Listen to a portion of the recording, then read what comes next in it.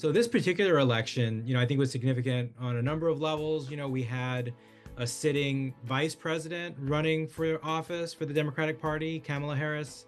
We also had a former president in Donald Trump running for office. And we also had, quite some enthusiasm on both sides leading up to the election. This is one of the few times that a losing presidential candidate has received his party's nomination. I feel like politics is more for entertainment these days rather than actual productivity.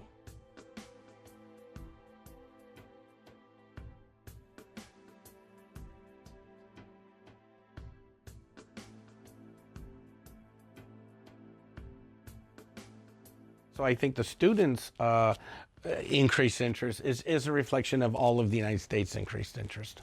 Whenever I do see people like my age, or anyone really, not be engaged in politics, it is disheartening. I think for a lot of young people, what's going on in Gaza and with Israel is a very important issue. It's a human rights issue. It's an international issue. I would just say in politics, never say never. It is now official. CNN projects the Fox News decision desk can now officially project Donald Trump has been elected and will return to the White House as this country's 47th president. I hope there's no violence.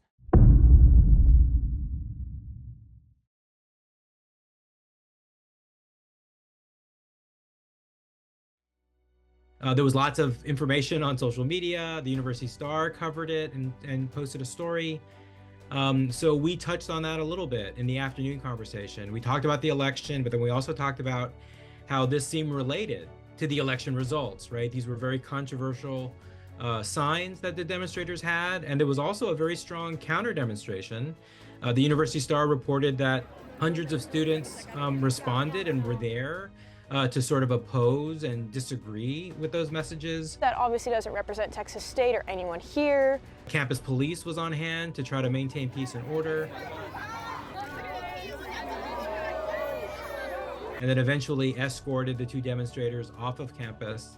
I think our president did a really good job of thoroughly addressing it all, and I think it was very heartfelt. I think it helped people really ground themselves. I think Texas State did a good job of being realistic and addressing and helping out people who felt threatened by it. Some people supported one candidate or the other, but I think for young people, in a way, I think they had a big say in this particular election. I think that it was another election that kind of showed how divided the American population appears to be.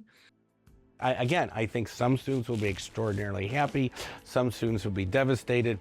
Some people who, even if they didn't vote for Mr. Trump, will say, well, we've had presidents before, and, he was there one time, and we're still here, so. And so people have questions about what the next 4 years are going to look like.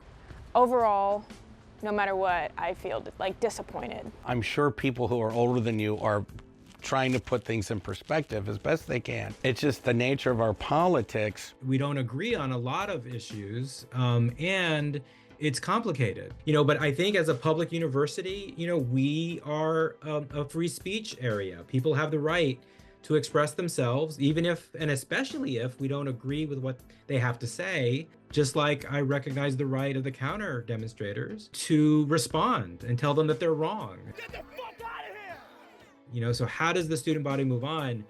I think for many students, this was their first presidential election that they ever voted in. I hope they get involved in expressing their opinions because they are part of all of us. Their voice is just as important, as older people, older generations. But the only way that it matters is if they participate.